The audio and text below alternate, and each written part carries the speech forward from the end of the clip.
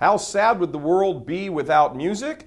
Almost as sad as it would be without faithful Catholics. In today's Roman Forum, we'll talk about both the world of music, the beauty of music, and the world of faith. Stay with us. Coming up next.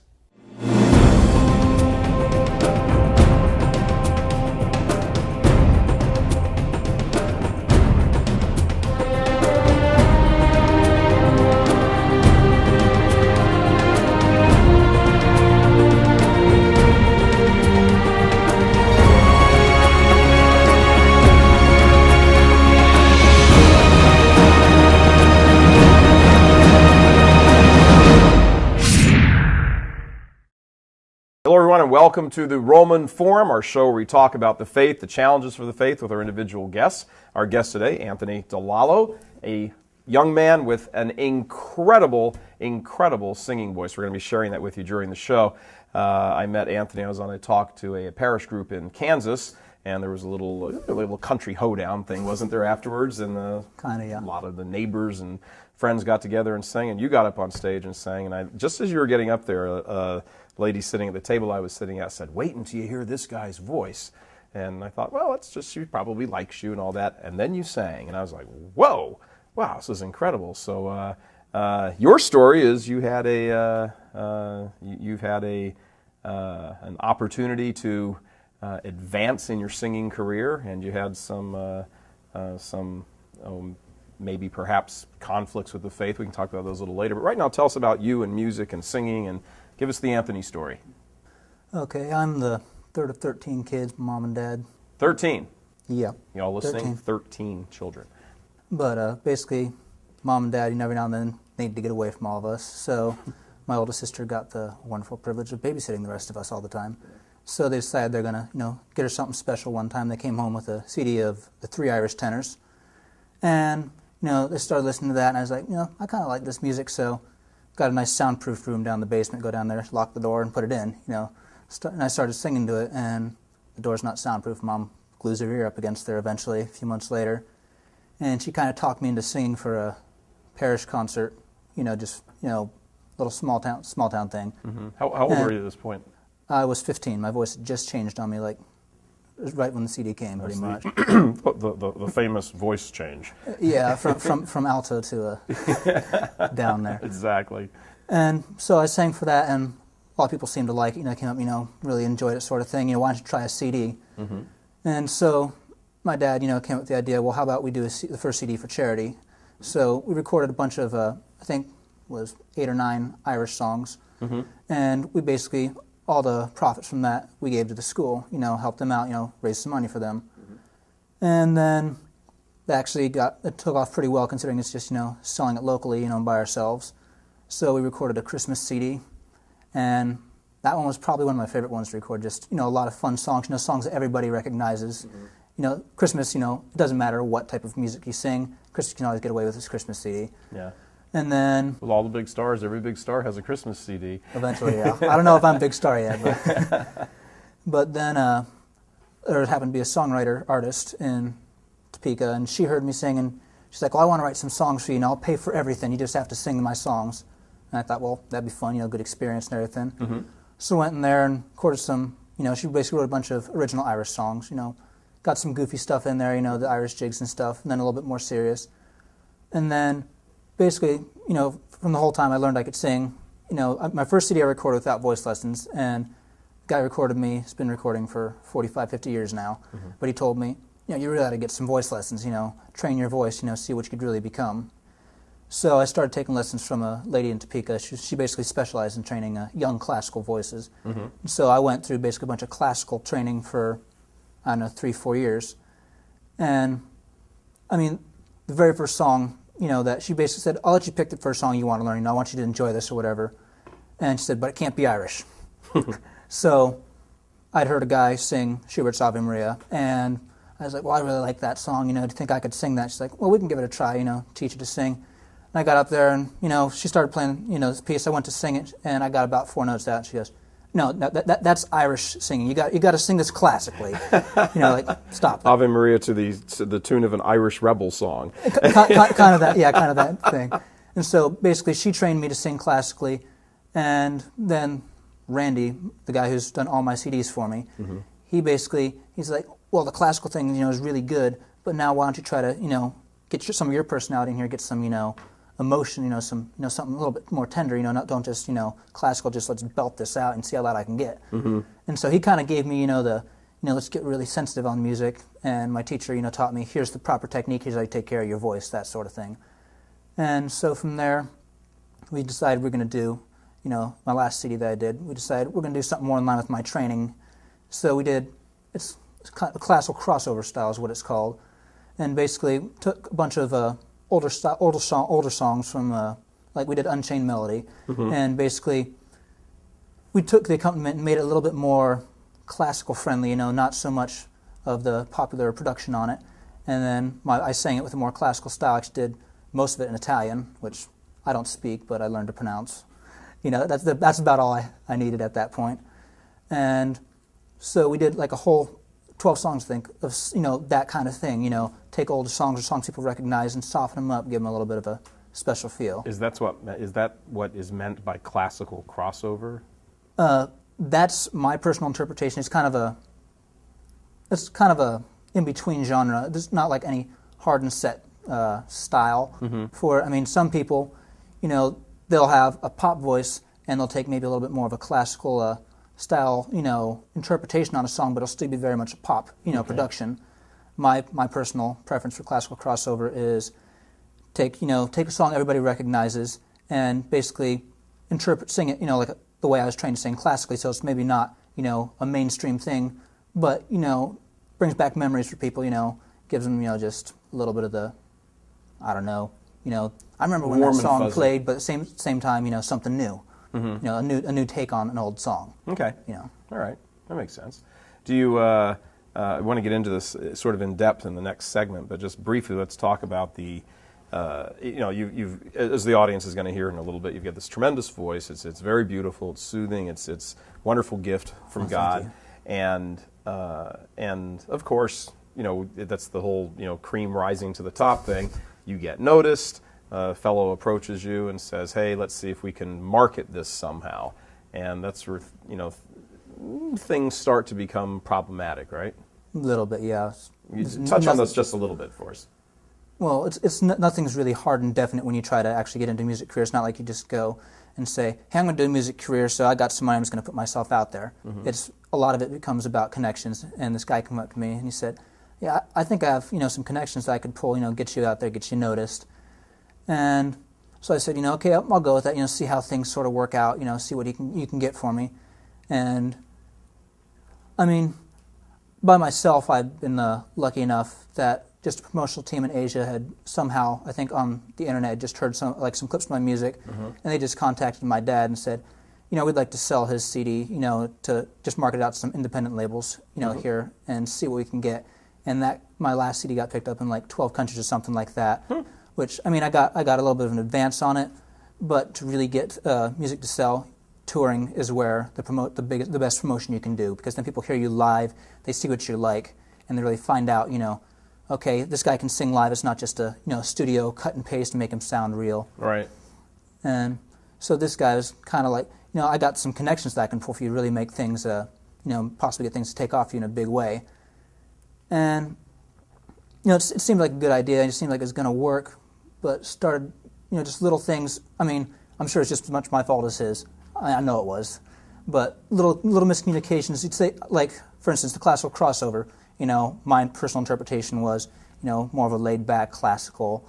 And he was more, get, like, the song and push it as close as you can to a popular production with still keeping, so it doesn't sound dorky with a classical voice doing it. And so that was kind of got to be an issue as we started going into more in depth on song choice and what I'm going to actually sing. And I don't want to get stuck singing something because I think the average music contract goes around 6 years or something. Right. And for 6 years, I don't want to be stuck singing something that I don't really feel comfortable with, don't really like. Yeah. So, and that's just all music stuff, right? This isn't anything about the environment or the world of music. This is just Anthony saying, I want to sing this way, and you kind of want to go this way. Personal preference, pretty much, yeah. But there's a whole different dimension to this about the faith, also, right? Yeah, tends to be. Well, let's talk about that when we come back. Right now we're going to take a break, but we're going to go to that break with Anthony sang some songs for the crew here a little earlier just before the taping, and since we were talking about Ave Maria, this does not sound like, when you sing Ave Maria now, does not sound like an Irish drinking song. No. It actually is one of the more beautiful versions of Ave Maria that we'll hear. So we're going to go to the break right now, but we're going to go out of it playing Ave Maria. So stay with us. We'll be right back on the other side of Ave Maria. Maria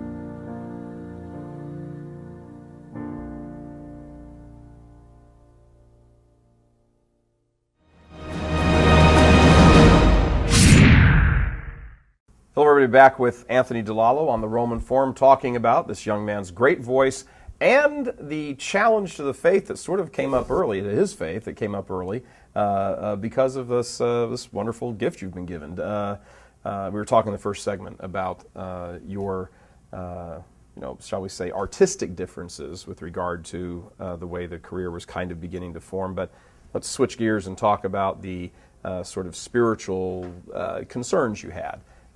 We were talking before the show. Let's just sort of pick up the conversation there. What are your concerns about your career if you're going to go sort of pop? Yeah. Well, with music, it tends to be very much it can be a very morally dangerous business, just in all the environments you have to be in. Mm-hmm. And why so? We hear that all. We hear that all the time. That the kind of the arts world and the entertainment world is always this kind of moral quagmire, and there certainly seems to be enough enough evidence to support that, at least as a general idea. Well, why do you think that is? Well, just my personal opinion is I think that anything that you do as far as the arts go, acting or singing or just playing guitar, when you're doing it, you're trying to connect with people on an emotional level, and so you really use your emotions a lot more. You like if you're an actor, you think through, okay, here's what my character's motivations are, but when you go out there, you're acting very much on emotion and how is this going to make people feel, as opposed to using your intellect for everything. Mm-hmm. And our passions are a little bit disordered, just because just a little, because of the fall. Sure. And I think that when somebody is using that, basically making a living off of, exposing their emotions and drawing on their emotions all the time, I think that tends to pull your moral compass a little bit out of kilter as far as reason is the highest level that you should be using.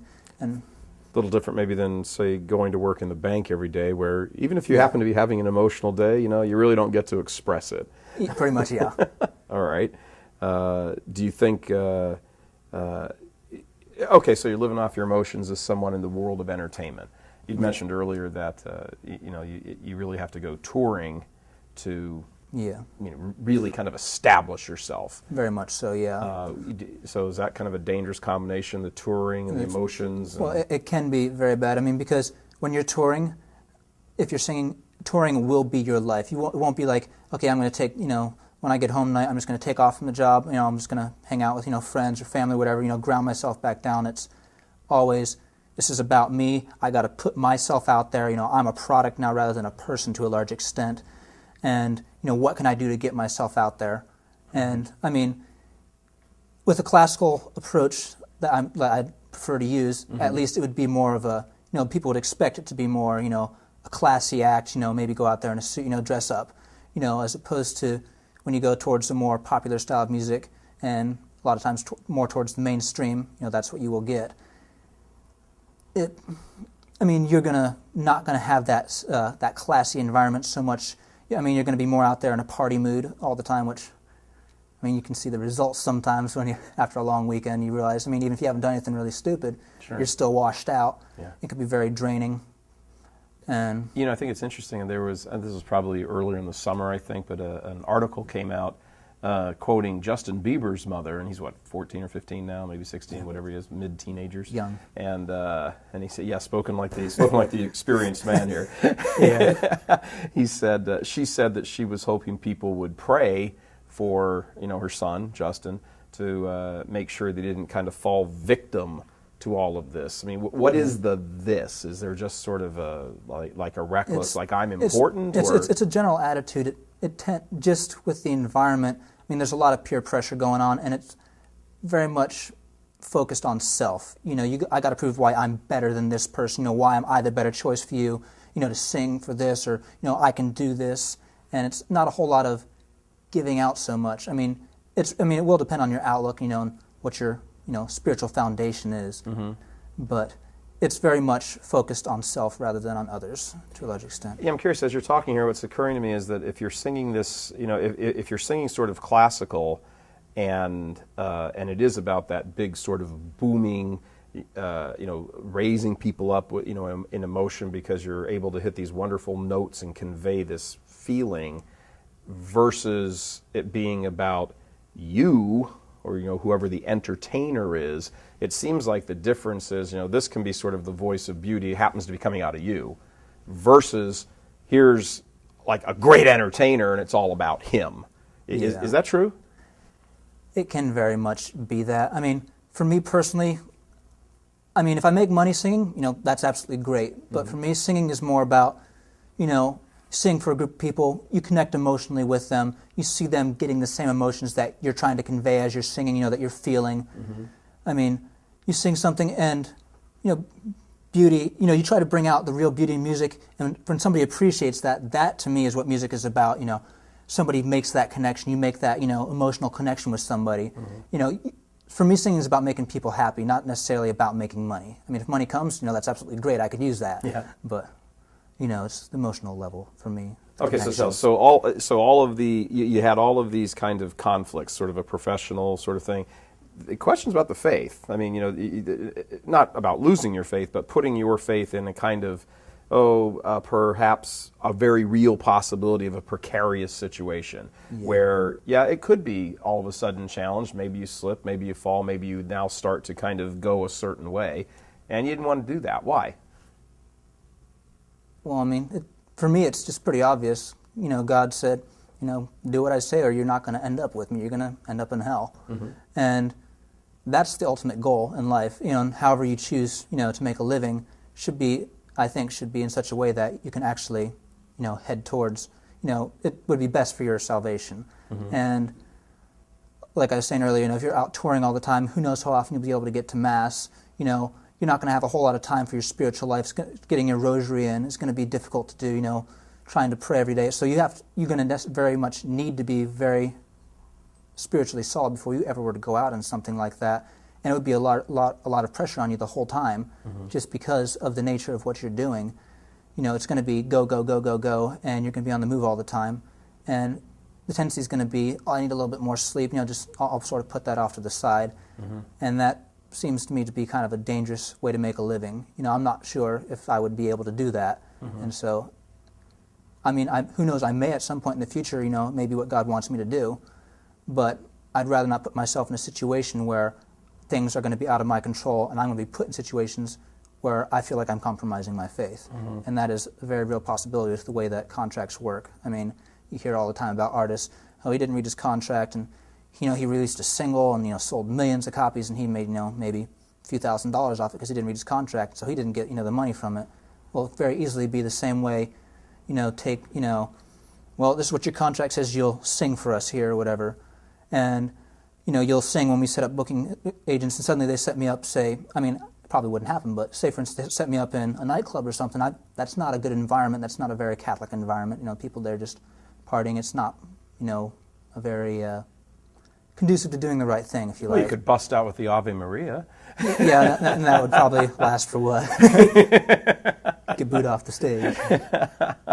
Well, it was interesting. The version of your rendition of Ave Maria was wonderful. We were sitting back here during warm-ups earlier today, and I wasn't the only person in the studio crying and getting all weepy. It's absolutely beautiful. It's a great gift you've been given. It really has. Well, a thank beautiful you. I voice. appreciate that. It means a lot. We're going to go to a little bit of break here, but why don't you take us to the break? You got a couple of songs here that we've warmed up with, so take us to the break. Well, I'll be singing an Irish song, the Irish wedding song. It's a very beautiful song, just about Catholic marriage, pretty much the way it will work.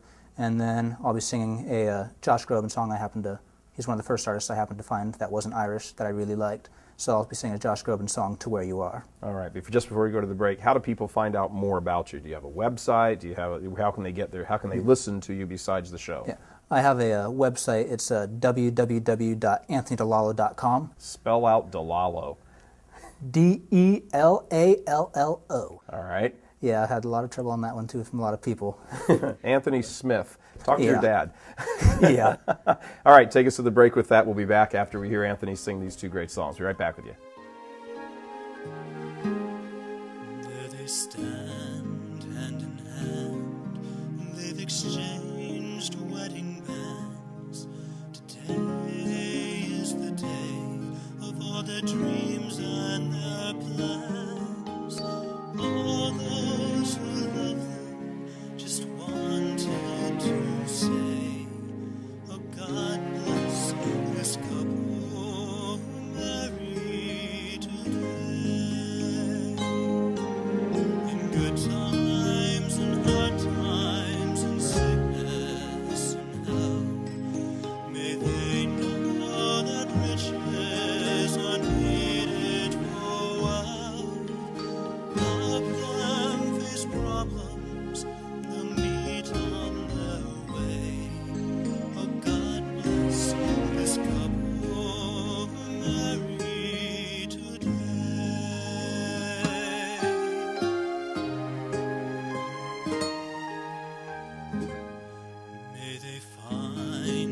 peace of mind comes to all who are kind. May the hard times ahead become triumphs behind. May their children be happy each day. Oh, God bless this family who started today. In good times and hard times, in sickness and health, may they know that riches are needed for wealth. Help them face problems they'll meet on their way. Oh, God bless this family who started today.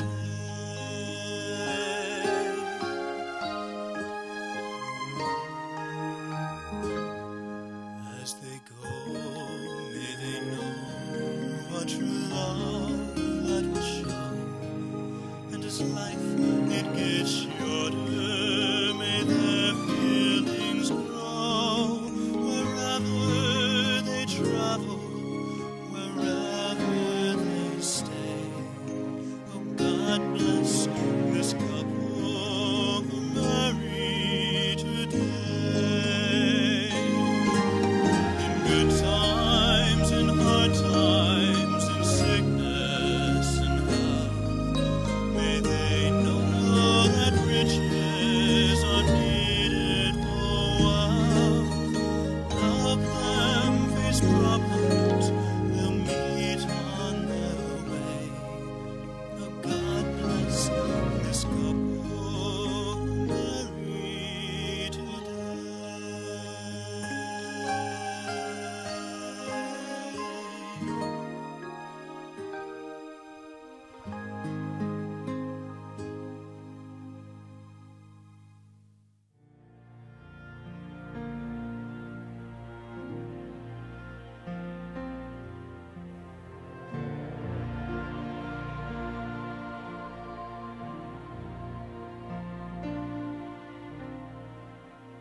Who can say for certain? Maybe you're still here. I feel you all around me. Your memory so clear. Deep in the stillness, I can hear you speak. You're still an inspiration. Can it be that you are mine, forever love, and you are watching over me from up above? Fly me up to where you are beyond the distant stars. I wish upon tonight to see you smile, if only for a while to know you're there. A breath away is not far to where you are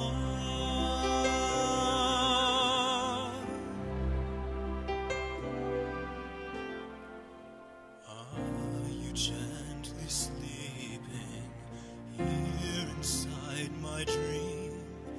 And isn't faith believing all power can't be seen? As my heart holds you just one beat away, I cherish all you gave me every day. 'Cause you are mine, forever love, watching me from up above. And I believe that angels breathe, and that love will live on and never leave.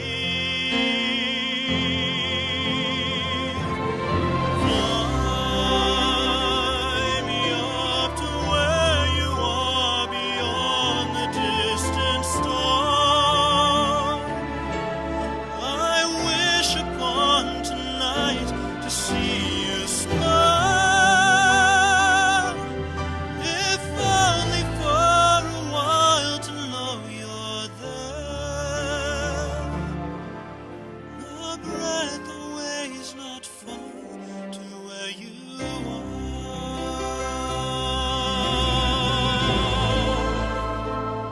I know you're there. A breath away is not far to where you are.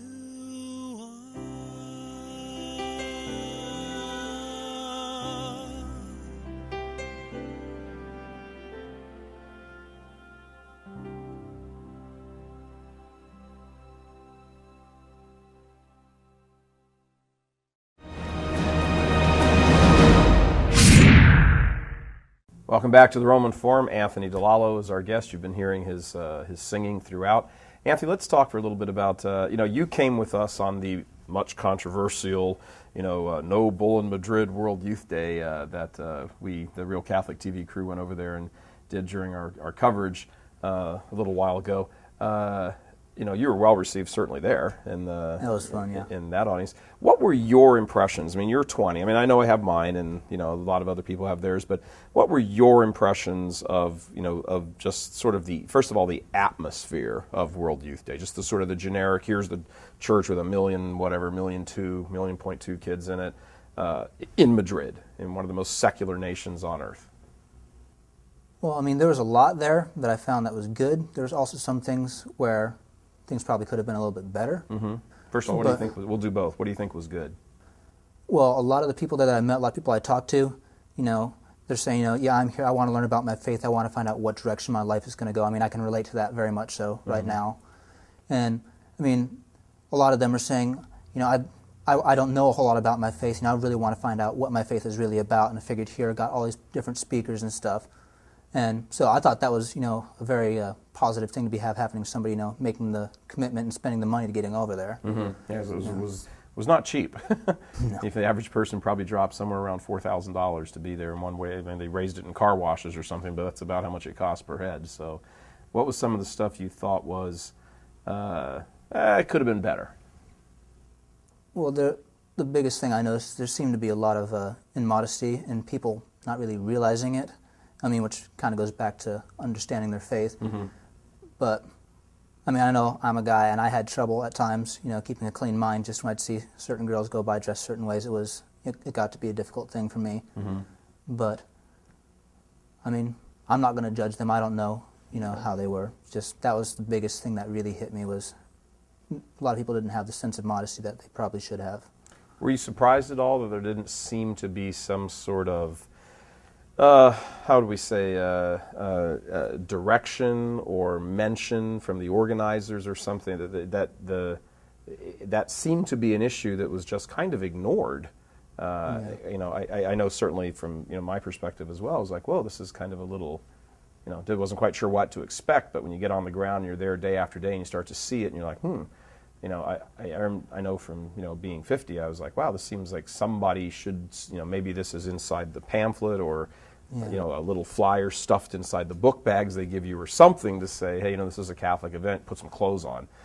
Yeah, I mean, I think that would have been a very good thing if, even if they didn't have the pamphlet, but they saw it was a problem, that they at least came out and said, out of respect, for others, respect for our Lord, we'd appreciate it if you would act like Catholics, dress like a Catholic rather, and I mean, it would have made the whole event a lot better, I think, just have somebody, step out and say, this is what's right, and in case you don't know, here's what you should be doing.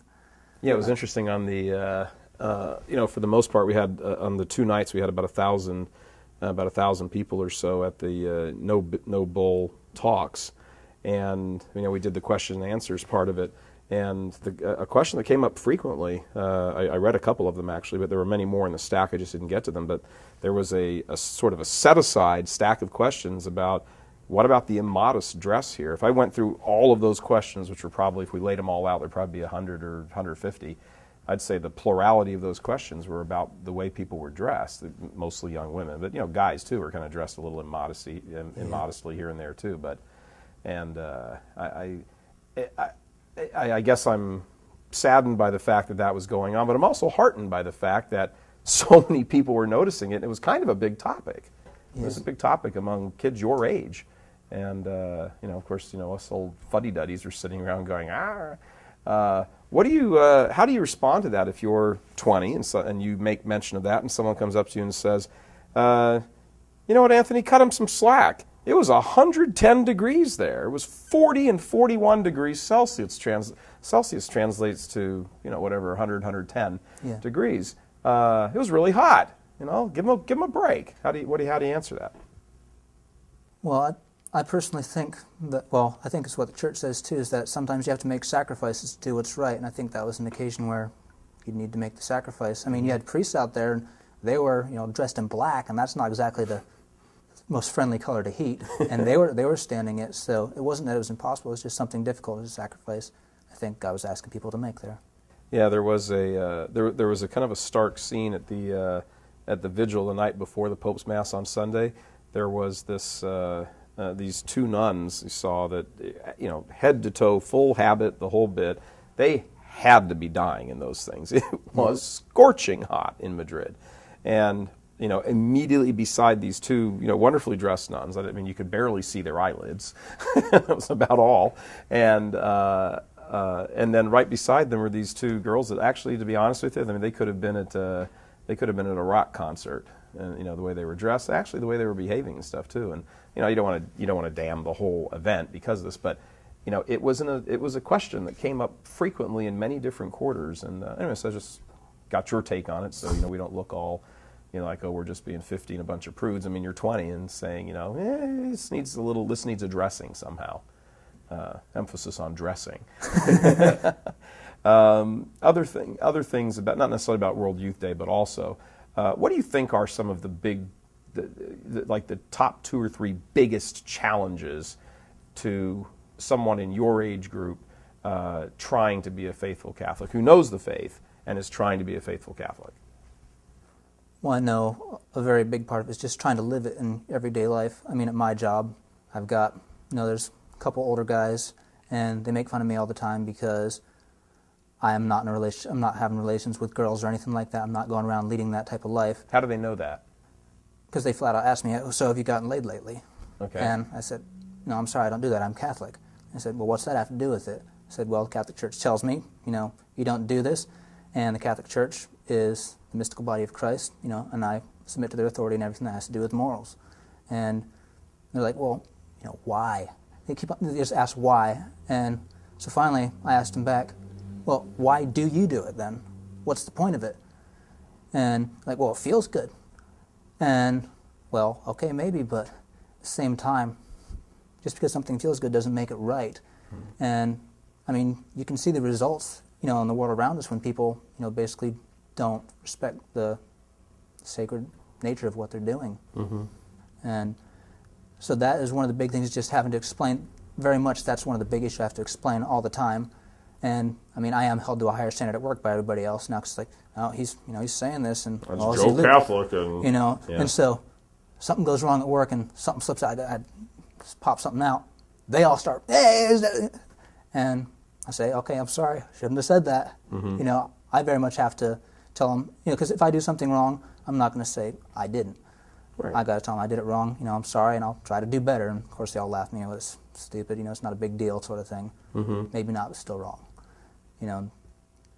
So I'd say just trying to live my faith, and then modesty is an issue that I try to. Custody of the eyes can become a very big problem at times, just with the way everybody dresses nowadays. I'm sure that a lot of guys my age have that problem. Dealing with that temptation. It's not restricted to your age. Third biggest thing, I don't know, just going against the flow sometimes when you're hanging out with friends and they decide, not necessarily Catholic friends, but at some event and you guys want to do stuff, you're like, let's go party, let's go get trashed, or whatever. Mm-hmm. I'm sorry, the Catholic Church says don't get drunk. You lose your reason, and that's probably one of the big things on weekends that nobody understands about me. Well, why aren't you drinking and getting drunk? You're old enough and all that. Yeah. That's one of the things that, you at times you get treated like the outsider because you don't do it. There's plenty of stuff. I mean, I've got a bunch of Catholic friends, and weekends, paintball wars, bonfires, volleyball, just hang out, have fun, jam sessions, guitar, stuff like that. Just simple, clean stuff. It's easy to find stuff to do that doesn't require breaking any of God's laws. Right. It's just not necessarily the most popular thing. Do you have what do you think is difficult for, I would say those are the challenges facing somebody who is faithful and trying to do the right thing. How difficult do you think it is for somebody in, again, your generation, in 20s-ish, who really don't know anything about the faith? Where can they, what options do they have open to them to actually go find the faith and find out, aside from people like you standing there saying, well, I believe this, it's got to be difficult if you're 20 and you probably don't know anything about the truth or just minimal stuff you learned from grandma once when you were 4. Yeah. Where do those people go? It's most people. I mean, I've never been in that situation, but I mean, if you're really serious about it, you're going to have to go out on your own. You're going to have to study. Mm-hmm. I mean, it may sound like a childish thing to do to some people, but just even, a Baltimore Catechism, if you have to, just basic truths of your faith, do's and don'ts, commandments, and then after that, I mean, if you try to ask a priest if you have a priest available, but if not, just spiritual reading, try to learn about your faith and try to figure out what you can do, just one little thing a day to try to improve your life. I mean, that's what I try to do. I mean, I don't always succeed, rarely succeed, to be honest, but you gotta, I mean, God doesn't condemn you because you fall. He condemns you if you don't try again, so as long as you're trying to do what's right and you're making a serious effort and you go to confession, you get a clean slate and you start over, that's what confession is about. That's what it's for, because we're not perfect. We're supposed to strive for perfection. Well, then let me ask you, just before we go to the break, we're going to have to take it away. First of all, give yourself a plug again.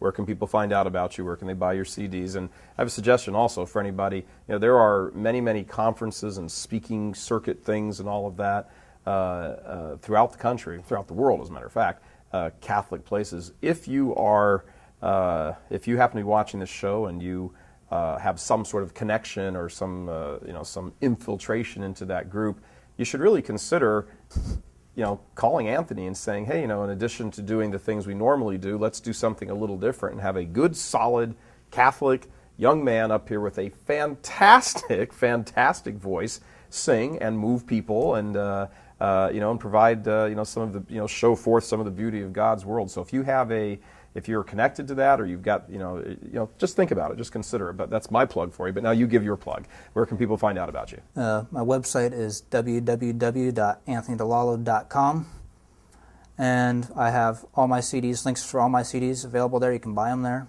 Mm-hmm. And I think that I also have a contact email on there. I'm not sure. I haven't checked my own webpage for a few months now. All right. But I think you can also contact me through there, and I can even personally ship them out if you need me to. Oh, that's good. Well, let's, just before you take us to break with the last song, tell us, here's the $64,000 question. Why are you Catholic? Well, the main reason that I'm Catholic, I mean, just as far as living as a Catholic, is my parents raised me to be Catholic, and they showed me, they didn't just tell me, you're a Catholic and do it. They told me, you're a Catholic and here's why the Catholic Church is right. And basically the Catholic Church, I'm a Catholic because Jesus Christ, who's God, founded the Catholic Church, and He gave us the guidelines. If you want to be, happy with me, man's final goal is to be with God. He says, if you want to be with me, here's what you have to do. Here's the guidelines for your life. And I've never seen anything that logically contradicts that. And I'm willing to listen to any arguments and research if I have to, if I don't know the answer off the top of my head. But I haven't found anything yet that hasn't had, an explanation. So that's why I'm Catholic. It makes sense, and my parents raised me that way. Makes sense. All right, ladies and gentlemen, Anthony DeLallo. Anthony, thank you for being on. Take us to the break. What's the last song you're singing? Last song is Unchained Melody, a little different take. Did mostly Italian, a little bit English at the very end, but figure people enjoy it. Let's go to it.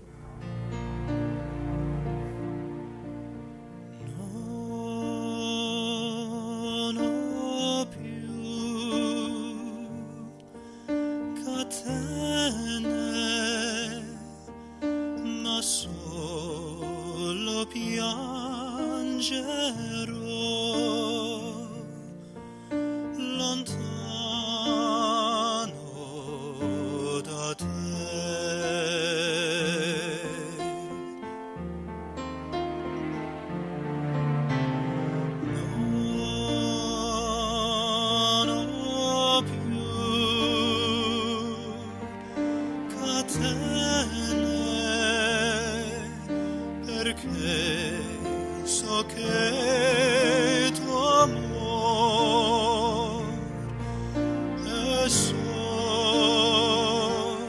per me.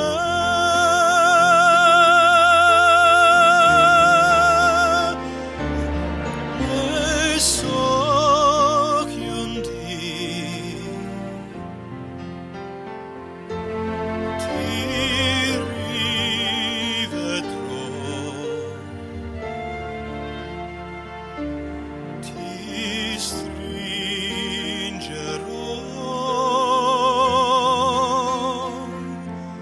ancora.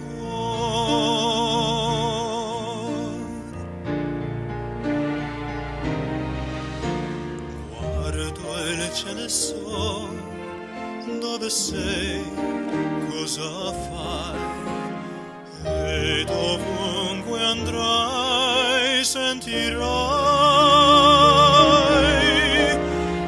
i sospiri miei che per te, so per te, parlano d'amor, del mio amor.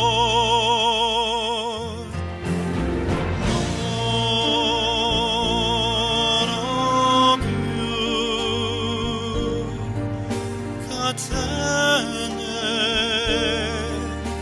ma solo piangerò